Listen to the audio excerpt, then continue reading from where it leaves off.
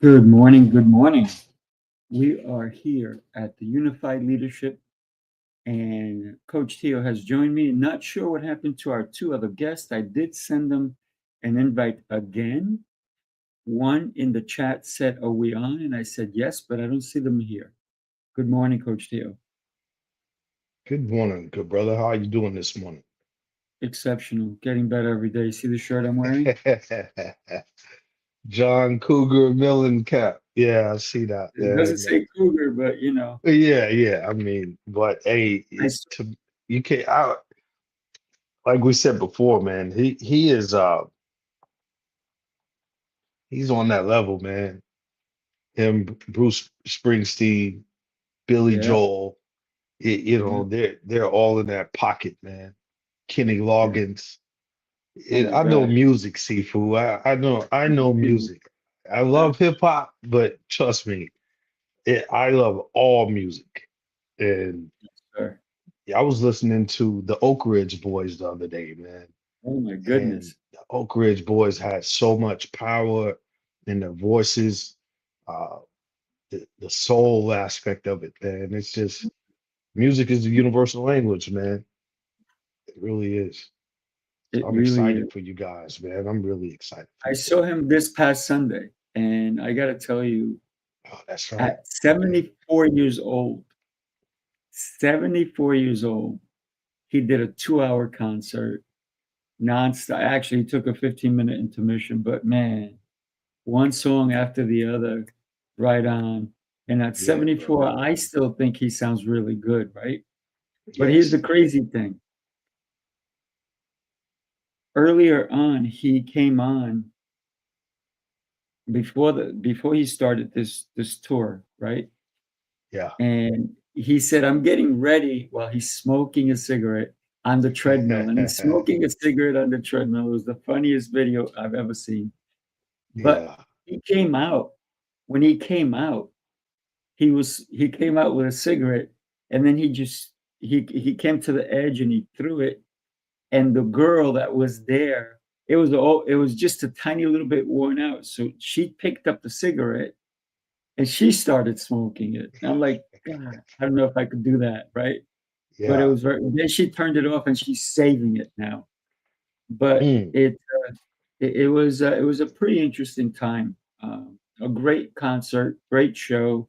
I was there with my fiance. What an incredible day we had. But when Good. you think about leadership, even in that regard, I saw the way he looked out in the audience. He took a moment and he soaked it in Yeah. because he's been over 50 years. The man's been writing music, right? Yeah. And performing and so forth over 50 years. But he was soaking in the people that were there, and you can see it meant so much to him Mm. because of all that he's done. And he still has the place was almost sold. It wasn't fully sold out, but at first it looked like, oh no, there's a lot of empty seats. And then it got filled in. But if I was him looking at the stage, and I actually, when he was looking, I did the same thing. I looked because I was in the front, I was on the fourth row. I looked Yeah. behind me, and the place was packed, and people were dancing and moving, and it was really interesting, right? So when we think about leadership, how long does our leadership last? Does it last until we are done, or does it go beyond us? And that's what I talk about legacy. Yeah. It's I don't think you'll see legacy without reflecting and looking back and truly Yeah, having a real deep level of understanding in terms of the pressure. It's real pressure, man. You could take that simple white belt lesson of John Cougar Mellencamp, man. 74 years old, and for him to walk back out on that stage and feel that real raw energy and hmm, to still feel needed, to still yeah, feel wanted. That's why I say the music is timeless. it The is music time. the music is timeless, man. Um, and when I think of John Cougar Mellencamp, I think of those truckers out there on the road, man, Mm, just up and down the freeway, man, just that truck life. And an old radio station that's barely starting to come in with some static, and you hear John Cougar Mellencamp, and it could change your day. yeah. It could really make you feel better. It uplift your spirit in that moment for that 2 or 3 minutes of that song. So, why does it uplift you? Because a lot of us are going through real pressure. Mhm. It's real pressure to be on this episode this morning. It's in real time, man. I was telling Roy Coughlin the other day, and we was talking about you, Sifu. He's Mm, like, yeah, I went on Sifu's show before I became CLA. He was like, great man, great man. Um, out in Poland. And I was telling him the same thing. I said, man, when you see it on the schedule and you know in your heart, man, like, okay, that's where I have to be. And I understand why I have to be there and what it is that I'm doing and the expectation. Because when this camera turns on, no different than an actor out there, no different than the individuals playing sports and it's streaming live across the world or whatever, and everybody's watching. That's real pressure, bro. Not to say it can't be handled. mm, If you ask Michael Jordan, did you handle the pressure, Mike?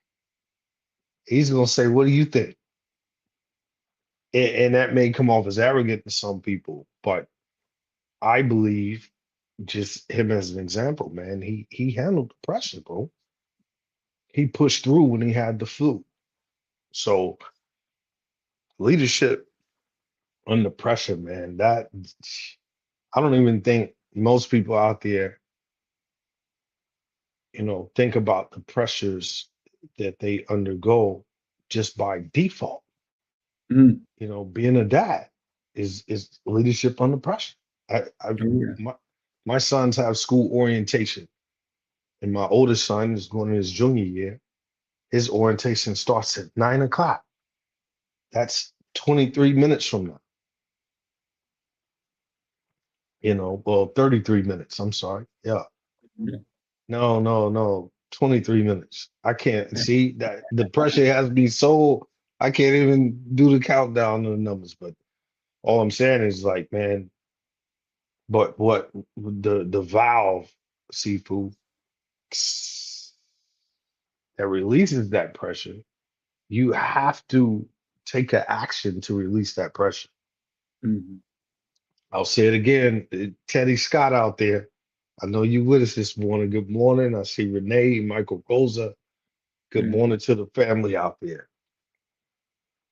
Real pressure. You got to let it off. Even if you have one of those ninja pressure cookers, it's called a pressure cooker for real. So, There's a good reason for that. yeah, it's a good reason for that. And every time my wife makes roast for the family, uh, I see her hit that valve and let all of that steam off of that roast. And then it go for like 4 minutes of just letting off that pressure cooker steam. And then everybody's ready to eat. She took an action by letting the pressure off, opened it up, chunked around in there, made sure that the roast was nice and tender, all the vegetables in there, everything. And then we sit down and we eat. So I think leadership under pressure seafood is very exciting, and I know all of us want to hear how you see that. How do you see it, man? Pressure is, I think it's an important part of leadership. Being under pressure um, really lets you know the type of leader that someone is. Because a lot of people will say they're a leader until the pressure hits, until it's like, oh my gosh, and when there's deadlines and the deadline to meet something, right? The pressure starts to build up as you count down. So think about a countdown could be pressure. These things have to get done, everything here.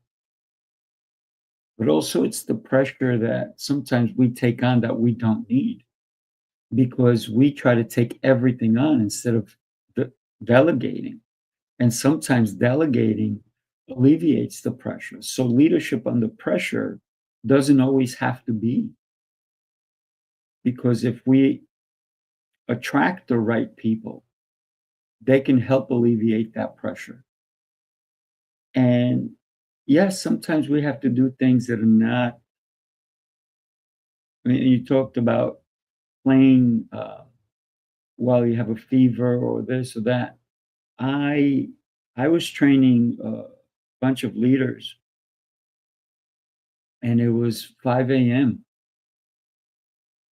And I would say this is probably 23 years ago, and I was sick like a dog. Now, I could have canceled. You know what I did? I showed up with a blanket and I still taught because they were going through pressure. I was not going through pressure, but I wanted to support them while they were going through the pressure of this learning curve because they had a deadline to meet. So they're like, "Oh my gosh, you're sick." I'm like, "Just stay away from me and do what you have to do. I'm here to help you." And I was covered in a blanket, and I had the flu, right? Um, and yeah, I mean, it's been a while since I've ever experienced that. But for me, it wasn't about me, right? It was about helping someone else deal with the pressure they were going through. Now, had I not shown up, their pressure might have doubled, Mm, but I was there to make sure that the right amount of pressure was still there for them and not doubling it. So for me, it's always about how can we help? As a leader, we're going to go through pressure, but we also need to see what someone else is going through and can we alleviate their pressure? yeah, Because life is pressure. it is. Life is that beautiful theme. Sometimes we got to let it off. Yeah, man. Yeah.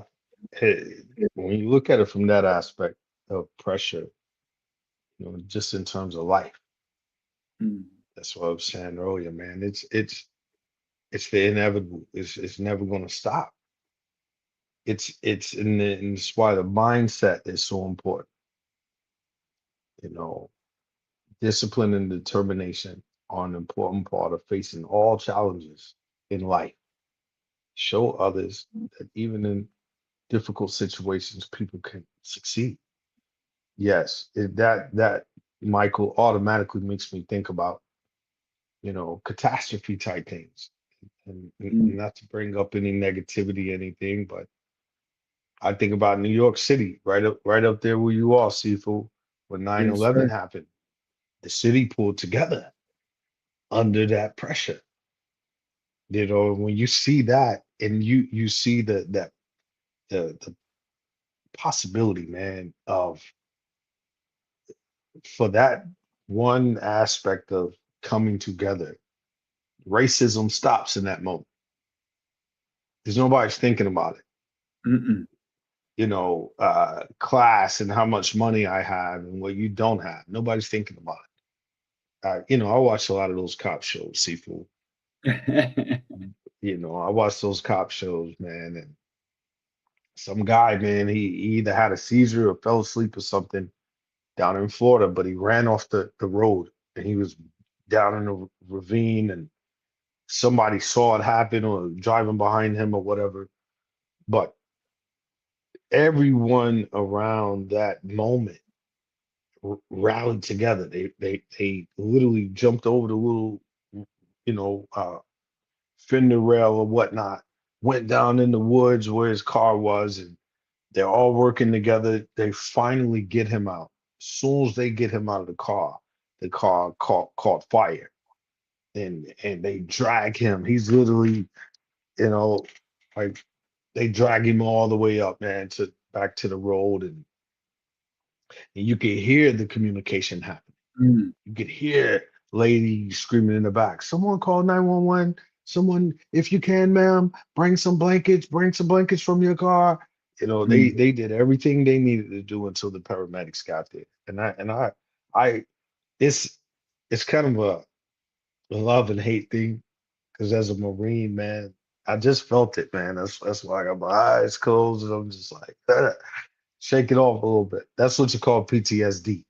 Because mm, I think about the created pressure and I would see how submarines struggled handling that, the created pressure. I know you experienced this seafood. It's definitely in your kung fu journey from mm, inception to all the years you've been fighting in that warrior spirit.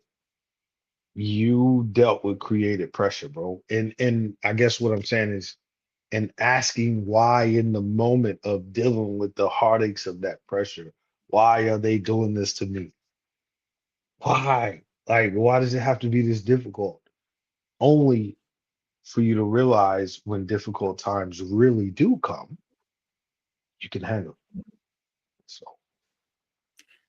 let me tell you about creating leaders, right? Under pressure. So I had a junior class yesterday. They were anywhere from 7, and the oldest one there was 9, right? It was young kids. mhm. And I said to them, I said, who here can do 40 jumping jacks? They all raised their hand. I said, but who can do them perfectly? And I'm going to show you how. One little girl came up. Man, she rocked it. We all clapped for her. The parents clapped, right? And then I did a different challenge. Who can do seal jumping jacks? And then another one, and she came up and did it. And then I did who can do these type of things. And then another kid came up. And then I did the toughest one. And I said it slowly. I said, who can? And kids want to like, Yeah, nobody raised their hand because they didn't know what I was going to say. And I said, who can do push-ups? I didn't say how many. I said push-ups. One little girl raised her hand and she said, me. I said, all right, come up here. Now, for everything else, they were doing 40. Everything was a 40 count. Do you think I was going to let them off easy and say, let's do 10 push-ups? No. no. She's 8 years old. And I said, how many push-ups do you think I want you to do? And she responded, 40. I said, you're right. And all the parents were, 40. I said, yeah, do you think I'm going to let you off just because you're young? Yeah, I said, that's never happening. I see Hannah has entered into the room. Or entered or left. I'm not sure. Do you see Hannah at all? I don't. I I think saw, it you know, popped out. the I notification. think StreamYard may be having a little bit of trouble. So sorry, Hannah. If we see you, we'll bring you back in. But you have to pop into our little area that we can let you in. So here's the thing. This little girl, and I said to her, I said, before you start, I said, this is what I do not want. And I also said, I will dethrone, you'll be dethroned, you'll be taken away from this spot, you'll go back over there and somebody else will take over. And I did that for every kid. I said, if you cannot do it and you do it wrong, you're gonna go. You got to get out of here. We'll bring somebody who can do it right. And I said, before you do the push-ups, this is what I don't want. I said that, the bent body, and then I did the butt up in the air, and then I said, this is what I want. I want straight up and down, and it's okay if you touch your chest to the floor and push back up. Yeah. And so she said, yes. Boom. She did 40 push-ups. Her mother was beside herself. She was like, oh my God, I cannot believe my daughter at 8 years old did 40 good push-ups. Mm, And if we can let the kids know that no matter what the pressure is, that we believe in them. I think that was really pretty incredible. And so it's interesting. I don't know if StreamYard is doing something else differently, but are you seeing what I'm seeing? It says, I see the notification, and but it says I'm add to the studio, and I'm not seeing them. This is the strangest thing I've ever seen. So, wow. let me Oh, click on let me add to the studio. See if that does it. Oh my gosh, that's new. there she goes. Welcome, Hannah. Sorry, we're having some technical difficulties here. Not sure what's going on. Yeah, I understand that. I mean, we've been waiting for you, but here we are. Yes, thank you for coming and joining us. Appreciate Yeah, you. yeah. I don't know what's going on with StreamYard, but we apologize. Mm. Those things happens. Yes, yes. Yes. So I don't know if you've been listening to what we're talking about, obviously, but we're talking about the pressure, right? Leadership under pressure. What are your Mhm. thoughts on that? Oh, my thoughts about leadership and pressure. I mean, as a leader, we usually do have pressure from different perspectives. It's from above, from below, from beside, from expectations from outside and from the business world. So pressure is there. I think that the most important question is how we manage pressure as leaders, Mm. Yeah. because we need to do that, because it's there. So Hannah, how do you handle pressure as a leader? First of all, I did learn something quite a few years ago, and that was always to set myself first. If I am not in a good condition, I will not be able to support anyone else. Mm. And I think that that is one of the things that we usually forget as a parent, as a leader, as a whoever it is, that we believe that we should serve the other ones before we serve ourselves. But I mean, really to make sure that you are in a good health. And what I do, I usually start my mornings with a morning walk out in the nature. I have the fortune to live just by a golf course. So and I am in Sweden, so that means in the wintertime there is no one there but me walking. So Mm. starting the mornings with a good walk and being out in the nature, breathing. Hi, Greg. Hi, Hannah. Greg, we've had so much difficulty. I apologize, Greg. Meet Hannah. Meet Coach T.O. I'm Sifu. We've met. Hey, Coach. So I'm so happy you hung around, guys. That's called leadership under pressure. We were testing you guys. I'm kidding. I know.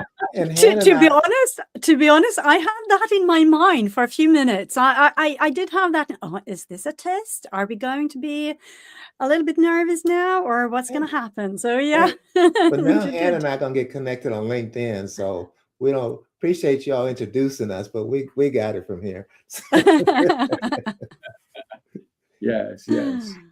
Hmm. So yeah, thank you, Hannah. Mhm. And when we think about leadership under pressure, and Coach Teal probably said it incredibly well, it's like a pressure cooker, right? You got to let off some steam sometimes. But people sometimes they think letting off steam is like taking it out on somebody else. Mm, Mm. I don't agree with that. yeah. Dr. Greg, what are your thoughts? Well, I don't know. I mean, it's an interesting analogy and metaphor because I mean, the pot gets hotter and warmed up, and letting off steam is like, so what's my opening? You know, I've been pushing on this lid for a long time, and I got some resistance, and the reaction is the heat is building up. So one quick fix of it is just to figure out where can I let a little bit of this go, or where can I turn down the heat, or reflection that maybe you had the fire too hot to start with, or maybe I mean, there's so many other pieces go into that. But I think for me, a lot of situations, you just benefit from quickly figuring out what options do I have. If I only have one, or if I end up saying that I had no other choice, that's a different place to be in compared to I'm tired of this. I'm choosing to go somewhere else, or I don't want to argue with this anymore. But the options are always a factor in it for me. Give me 3 options, and I feel I'm okay to go there with 3 options. Mm. Options, right? Sometimes we do have options. Sometimes we don't have options. But Sifu, to stretch it a little bit more, and I say this to my children too. I'm choosing not to do this battle, right? I mean, it's great to have 3 viable options as opposed to real stuck dilemmas. But that idea of I have no other choice is literally it's kind of a helpless spot to be in. I was there, and I might as well go on and say my prayers, or I might as well go on and admit. There's some less than desirable choices, but that agency piece of the devil didn't make you do this. The devil said you got a hard choice to make. So That's right. Yeah, and I totally agree to that, what you're saying there, Greg. I mean, one of the questions that I always or sometimes ask is, when was the latest time that you had bad conscience? And most people feel a little bit uncomfortable with that yeah. question.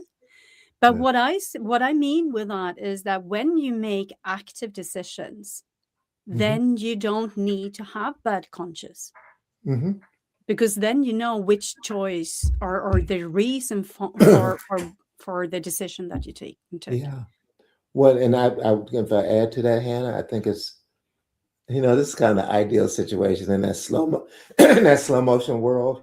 When it's coming at you full speed, and you're like, okay, how quickly can I process this? But I do think the choices have consequences, and that's another layering of it, right?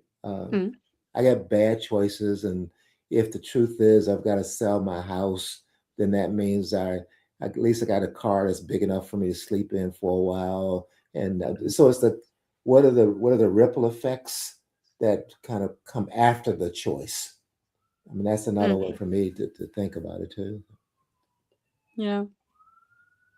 What's the worst thing that can happen? Right. Yeah. And usually it is the thought, right? It's not reality. That's true. Yeah. Where'd you get that exaggeration from? Oh my Lord.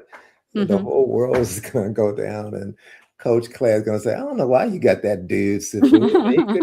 He couldn't even get into the green room. Like, that's the worst thing can happen. Coach would be talking about me. He didn't need me, but I'm saying we catastrophize, without a whole lot of data to go on other than our own personal histories. And I got an image I want to maintain. And that's not necessarily the most realistic perspective to have either. Yeah. Yeah. Where are you located, Dr. Greg? I'm in Tucker, Georgia, eastern suburb of Atlanta. Hey, so you down the street from me. Really? I'm in Gwinnett County, so we got to connect. Yeah. Yeah. We may have been at the same movie theater or in the same traffic jam or something. So. That's right. That's right. Same traffic jam. Yeah. Well, with that in mind, we're having an event in Atlanta, Georgia. Coach T.O is going to be our host, and that's happening September 25th through the 27th. And we would love for you to be able to be there, both of you. I know, Hannah, you're not local, right? Where are you located? I'm located on the other part of the world. I'm in Sweden, so that's the northern part of the world in Northern Europe. And so it's an Atlantic ride for me. But it's I was actually down in Colorado for just a weekend a few weeks ago, or it was at the end of May. And when you know that there is something that will really support you or really will take you to the next step or to the next level, I wouldn't hesitate to travel. It takes like 16 hours, 20 hours, depending on which flight you take, right? But being in a spot like that, that can make such a tremendous difference. Yeah. So yeah, I don't think that you should look too much about where in the world you are, but really, where do I want to be? Who do I want to be with? And why do I want to be there? What can happen after that? That's a good way of thinking about it. Yeah. So that means we're going to see you in Atlanta. You never know. You never know. At the end of September, yeah, there is a lot of things going on at the end of September, but you never know. You never know. So we'll send you the link, make sure. So what I'd love to do right now is just share a little bit of what we're doing in Atlanta. Take a look. We are here in Tampa, Florida for the NYC Mastermind Experience. It was an absolutely epic weekend. This was our 5th one, the 6th one. Coming up in Hot Atlanta, that's right, Atlanta, Georgia, and our host, the great T.O. Clay. Hey, you don't want to miss it. Come September, the new Hollywood of the South, ATL, baby. Make sure from NY to Tampa to Atlanta, Georgia. Can't wait to see you there. Peace. Light up the city, yeah, we rise tonight. Every speaker bringing down in that fire, that light. No funny, no fear, just truth on the mic. It's the NYC life, we unite, light up. Yeah, that's happening. That's happening for sure. And we have some incredible people. I checked the dates, so let me know some more about it. Absolutely. I'll send you some information on that as well. But everybody who is listening, I know Coach T.O, you had a question before. I'd love for you to verbalize it. I know you put it in the chat, but talk to us about that. Ask us that question. Absolutely, Sifu. I think I know the answer to that. I think you three know the answer to that. I think if you're alive and you have blood flowing through your veins, you've allowed that pressure to get to you in some form or fashion, whether that was as a child, whether that was on your job, in your community, different things. I can honestly say I've let it, get to me more than once, several times. And I think that's the personal development that we all strive for is how do we handle that leadership under pressure? With our thinking, Hannah's been, soon as she hopped in, she's already in that thinking mindset, that says, hey, I have to make choices. Dr. Greg said it, discernment. You can't just be out here free willing it and thinking that pressure won't consume you and take you out of here. Yeah. So that's just the reality of it. As a Marine, like I said, we thrived on built-in pressure. We train the way we fight, and that's embedded in every Marine's heart. I'm sure a soldier, I'm sure sailor, you name it, across the board, that we know the possibility is coming. The world is the world needs healing right now. You're in Sweden, Hanna, but Sweden is different than the US. The US is different than Sweden. My nieces, they were born here, but their mother's from Sweden. Shout out to Linda. They live out in California. And sitting with her and just talking about Sweden, and she would always talk about how different it was. She's like, it is night and day difference in terms of just you get here to America and the pressure's moving. You're in the pressure cooker literally. And I've spoke to a lot of people, that have traveled overseas, been abroad, and you can see those differences. I could rest assured I felt it. As soon as I flew back into Seattle, which was the entry point back into the States, plus military guys and gals coming back from Japan and all the different places, but you could feel it. I always say this, Sifu, you're in New York, so you already know the attitude of New York could be only New York. Like we'll save that for another topic, but coming back to the States, this is honest, Hanna, Dr. Greg, Sifu. In Japan, I'll use Japan as an example. McDonald's in Japan is literally, in Okinawa, Japan, to be specific, it is like a 5-star restaurant. It is McDonald's at its highest peak of what the McDonald brothers probably expected for their franchise restaurant to be. I mean, the fries are hot. The soda tastes better. Mhm. It's not too greasy. It's like the perfect McDonald's. Yeah. And I'm bragging about it because everybody's been there knows. But you come back into the States, and in some places, not all, you're struggling to get a straw. Can we please have some napkins, please? Can you fill my soda all the way up? I did pay Yeah. for it. Just a lot of different things. And I know a lot of people do not consume McDonald's. I'm just using it as the example that you can see the difference. And for me as a leadership coach, expert guru, I get in that thinking mode in those moments. Because I'm just like, wow, it's the leadership in this McDonald's as being the reason. Because if you go across the street to Chick-fil-A, it's a complete different experience. Mhm. And it's based on the leadership. It's based on the mission.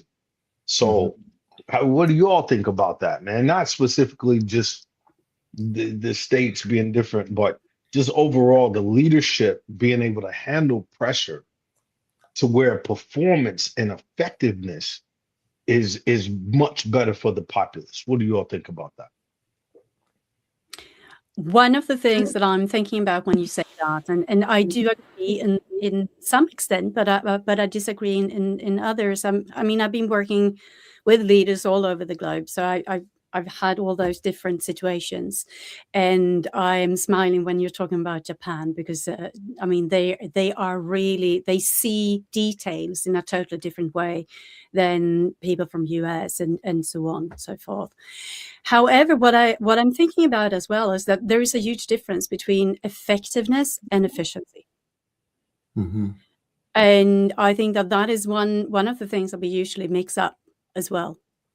That we do believe that as long as we are efficient, meaning that we can make things quicker, in a higher speed, that will be a higher grade of satisfaction, or whatever you want to call it, quality or whatever it is. But effectiveness, that is when you are utilizing the skills and the resources in the best way. And that might be, and quite often it is, to slow down.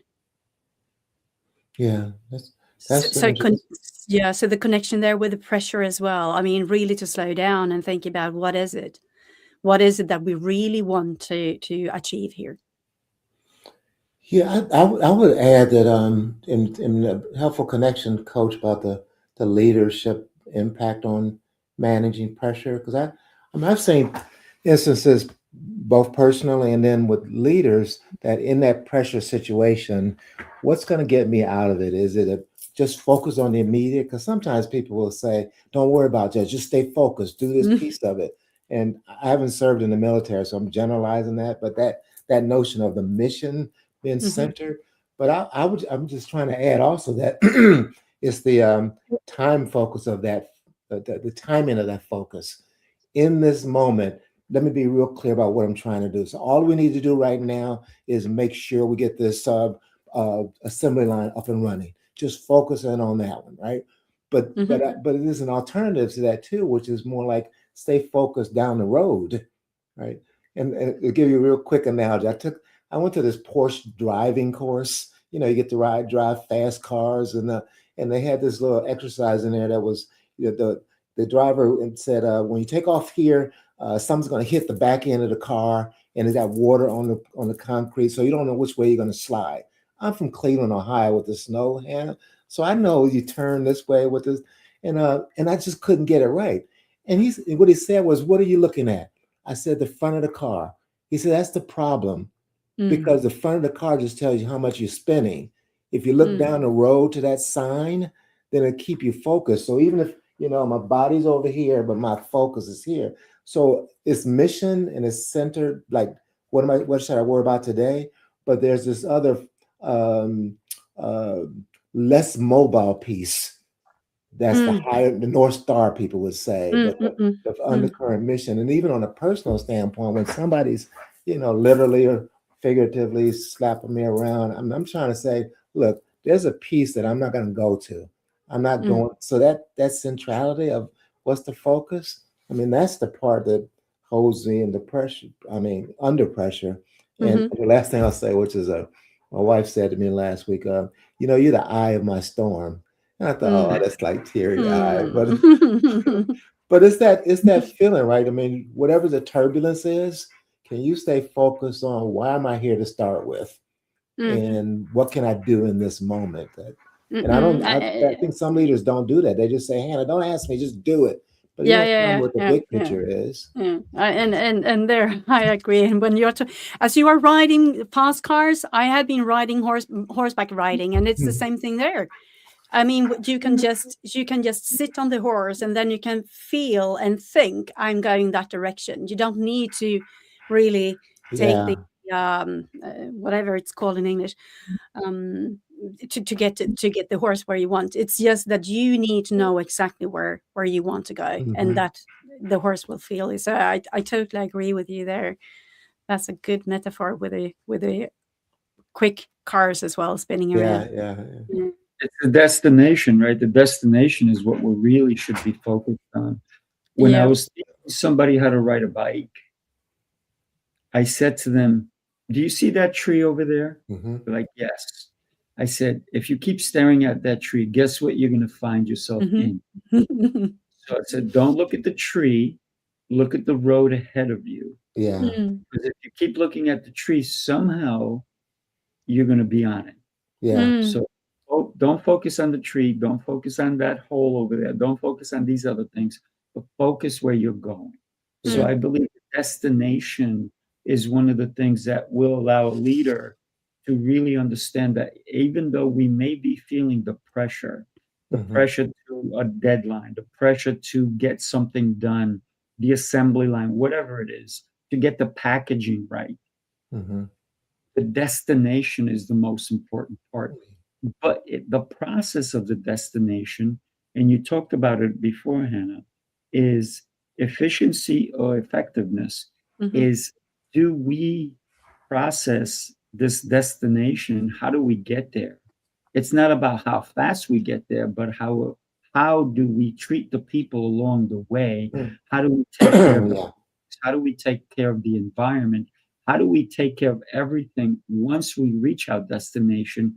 Because if we look back and there's chaos that we left behind, that destination was a failure in my eyes. So if we look back and we look at the breadcrumbs we left behind, could somebody else follow us and have success from what we accomplished? So our destination should be leaving breadcrumbs along the way to teach someone how to process and go through what we went through so they too can have success. That's a good thing. I usually have a metaphor when I'm talking about crossing the ocean. I might do that when I come to Atlanta then. No, but I mean, you can cross the ocean with a motorboat, or you can cross the ocean with a sailing boat. And you will reach the destination in with both different boats. When you used to do it with a motorboat, you will get there faster, but it will also take a lot more fuel, right? Yeah, that's true. And when you cross the ocean with the sailing boat, it might not cost you any fuel. You will ride with the winds. You will stir with the currents. You will have to. And what I see there is the beauty that you need to, at the same time as you're crossing the ocean with the sailing boat, you are learning yourself to really read the nature around you. So for me, that is, and I usually take this metaphor when at the same time as I'm talking about dopamine, as we have different kind of dopamines that drives us forward, right? And the motorboat that will have this quick speed up dopamine, while the sailing boat will release this nice dopamine that will actually support you in your well-being as well. So I think for me it's also connected to health and well-being, which way you decide to go and which kind of vehicle that you will ride. And what capacity you're building along the way. I like the breadcrumbs and that wellness too, because if if I mean under pressure and even not under pressure and mission wise too, there's something to me about the most effective leaders that's in that category of I'm building capacity in my organization and capability in my organization. So Yeah. so as a leader, I want to be in a spot where I get to say, well, Sifu, you remember what we talked about and how we're going to go there? So when you need me to check in, I don't want to check in every day, every minute, because then it's not, that's like using you as a tool. And but that agency, that building up part of it, I think is the other piece of that leadership under pressure or not under pressure. What I really think about the people that work for me, are they just tools, or are they really people that are going to contribute to the whole enterprise in their own different ways, but also own collective ways? So, Assets. yeah. I mean, it's a true asset in the human capital. Yes. And if we are in a constant pressure and we stay there, we will not get use of all that we have, all the capacity that we have. Yeah. So there are so many different things connected to this. So happy you brought up human capital, Hanna. And I'd love to tap into that a little bit. The way I see human capital is my investment in another human being, my investment in helping them, or even my investment in time spending with them to learn more about them. So talk to us what your thought is on human capital. I'm so happy you brought that up. Yeah, and I love that you say that. How much can I learn about them? Because isn't that the beauty? To really listen to each other and learn about each other, and by that we can grow ourselves. Yeah. Yeah. I mean, the capital part is that investment. I think you were saying too, Sifu, as well. Like it's not like just spend it and it's gone. It's like what can I do with this money? You know, where can I place it so that it grows? And that same thing probably applies to the employees. What can I, get this dollar name coach, how can I make them into $5? And then we both benefit along the way. So. Yeah. I think that was a good metaphor as well to use. I mean, I never thought about it like that, but really, I mean, if you are $1 today, how can you get it out to be a $5? But I mean, it's 500%, right? Yeah. And it doesn't really take that much. It just takes some interest and really to listen to each other. Talking about investing in capital, I think one of the things that we sometimes forget is that it does take time. It does take time to invest properly into another human being, right? Because you can go to the stock market, you can put almost like a bet, right? Because think of the stock market as a bet that I'm either going to gain or lose. Hopefully I'm gaining. This is why I'm putting all this money into it. But when you invest in a human being, you don't know what you're going to get. You hope you're going to get great returns, but not always. Let me share something that we're doing on school. Take a look. Your next level is waiting. Will you climb? We climb. Together. We grow. Together. We lead. Together. Yeah, this is unified leadership.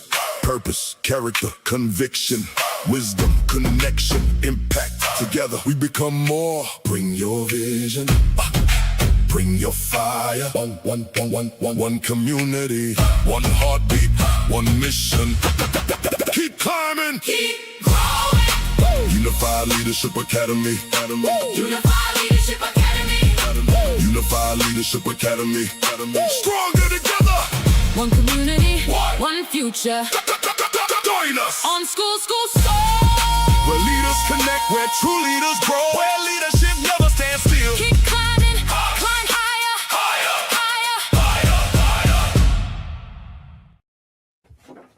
Let's That's climb. awesome. Let's climb higher. I just Join love us the way that you present this with all this music. I mean, I'm standing here and dancing at the same time. I It's know it made me go get my yeah. hat too. All right. Here we That's go. awesome. I was missing it.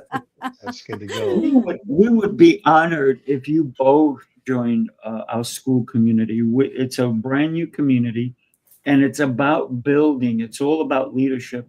And what we're also doing, August 21st, we're having a 7-hour leadership summit.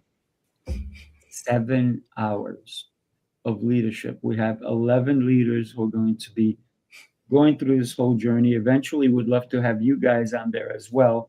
But the community part is about leadership. It's about community. It's about lessons. It's about activating. We're going to have webinars. We're going to have all kinds of things there. We're going to have weekly calls.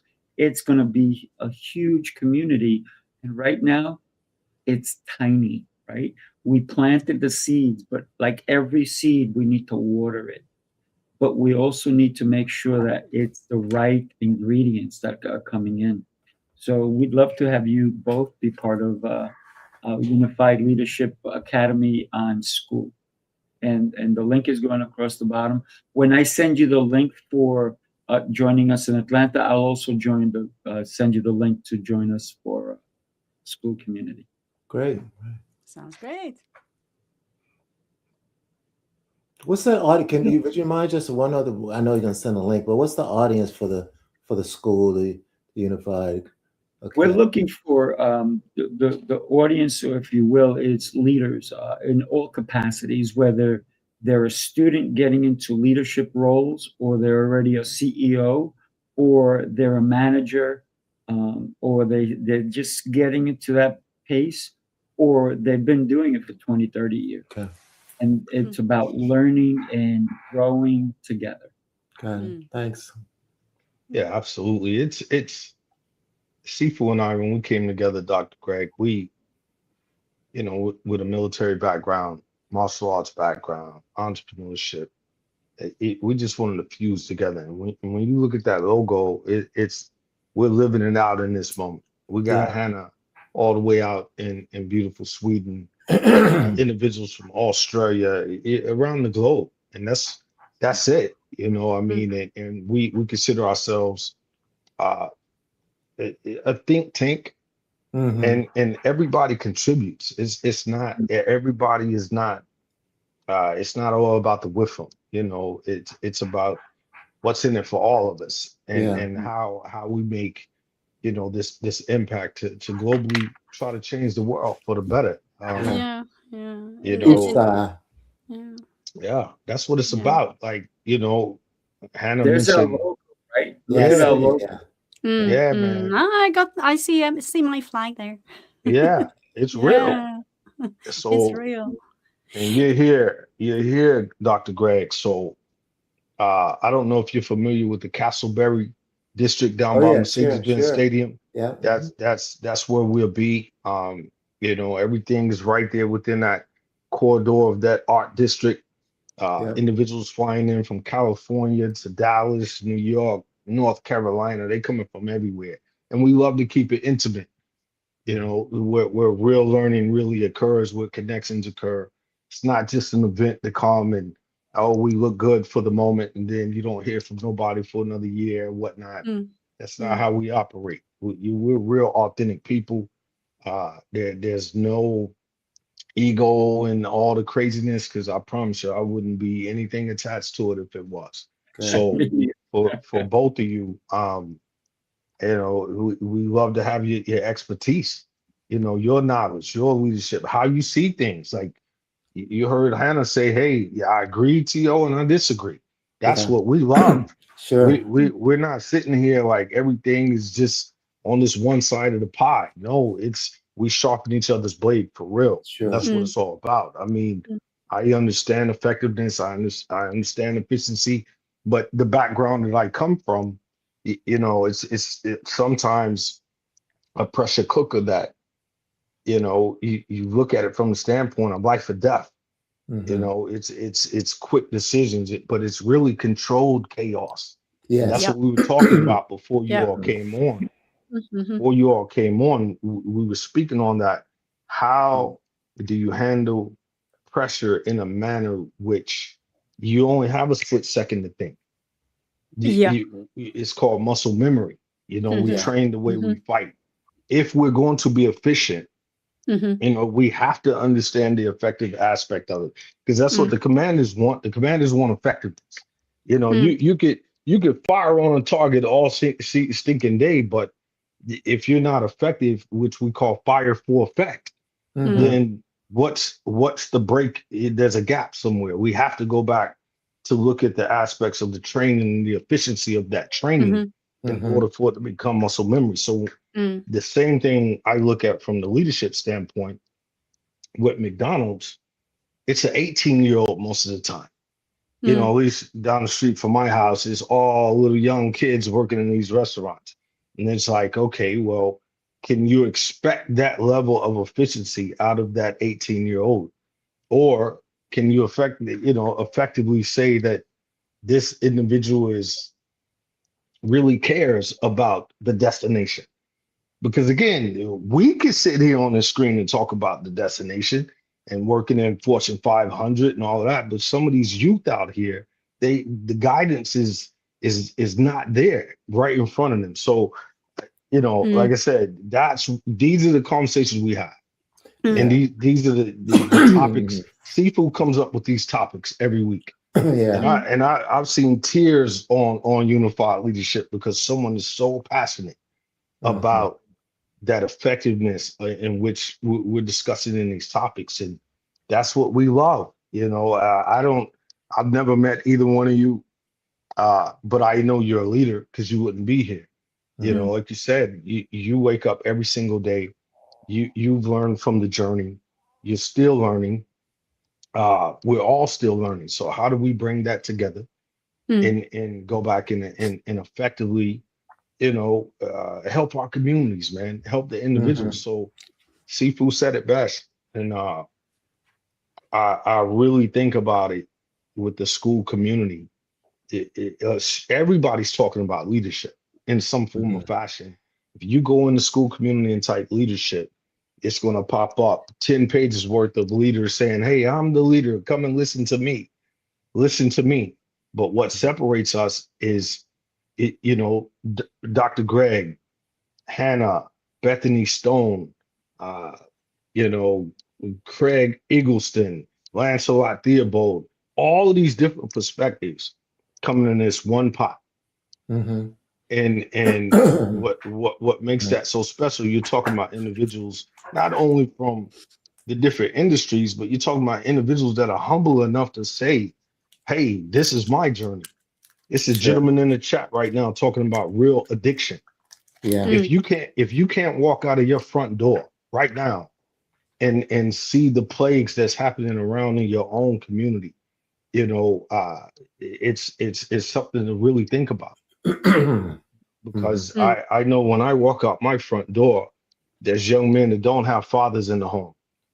When I walk out my front door, there's young ladies that think they have to wear skimpy shorts to get attention. So as a leadership coach, I'm always thinking of these ways in which if I can't reach this young person, Dr. Greg may be able to, Sifu may be able to, because it's real out here, you all. And I just thank you all because your perspective matters. It really does. And on behalf of the unified leadership, man, there's many choices out there, but I can promise you all, you're worthy of all the leaders that we have collectively already together right now and present in the moment. You are a great addition to that, man.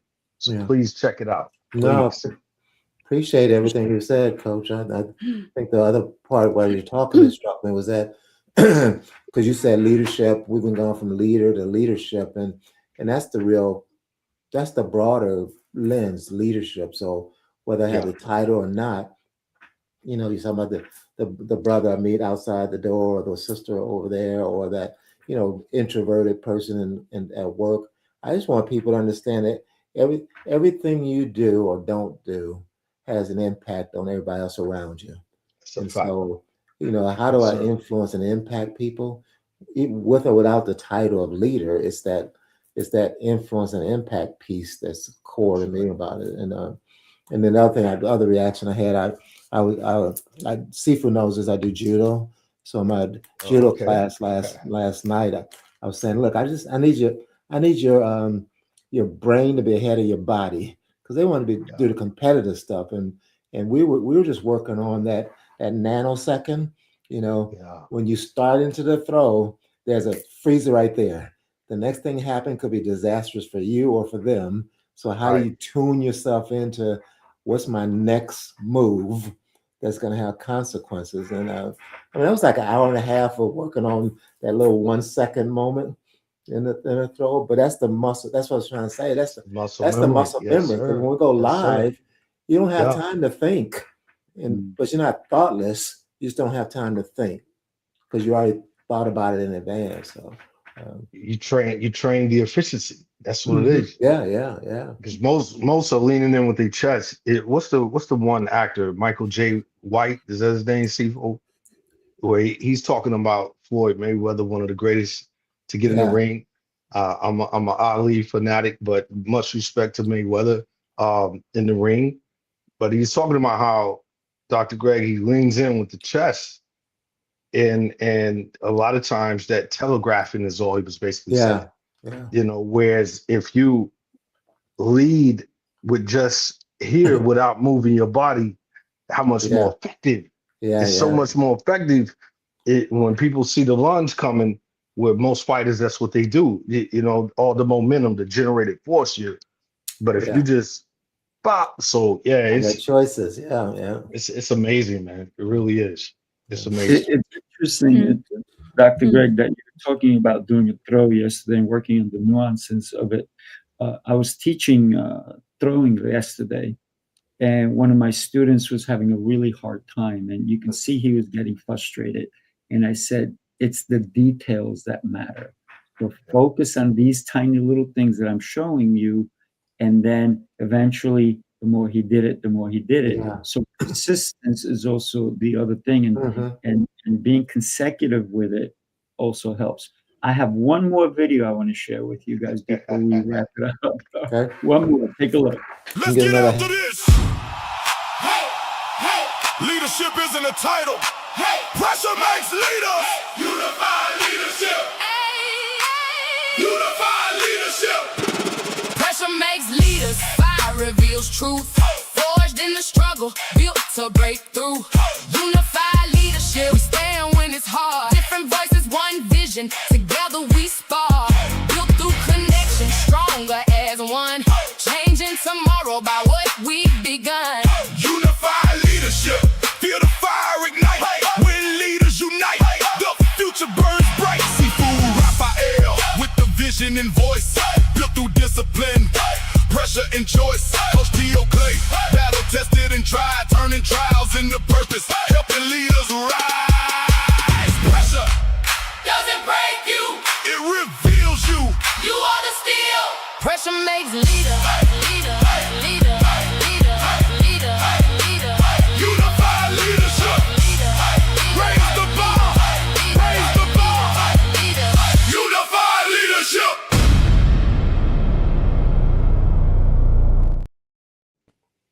That's what we're talking about. Raise the bar. Raise the bar. Raise the bar. So that's exactly what we're doing, August 21st. So everybody, thank you for joining us. For the people that were in the chat and so forth, thank you, Dr. Greg. Thank you, Hannah. And Yes, absolutely. we were not testing you, by the way. Right. Mind the pressure. Right. So thank you for being here with us.